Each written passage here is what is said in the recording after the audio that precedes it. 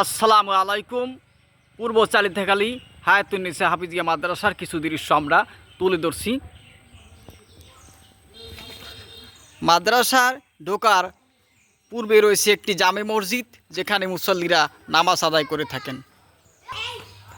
মাদ্রাসার সামনে রয়েছে একটি ফাঁকা মাঠ, যেখানে ছাত্ররা বিকেলে খেলাধুলা করে থাকেন। এটি হচ্ছে পূর্ব চালিতাখালী হায়াতুন্নিসা হাফিজিয়া মাদ্রাসা। আর মসজিদের পশ্চিম পাশে রয়েছে একটি উজুখানা।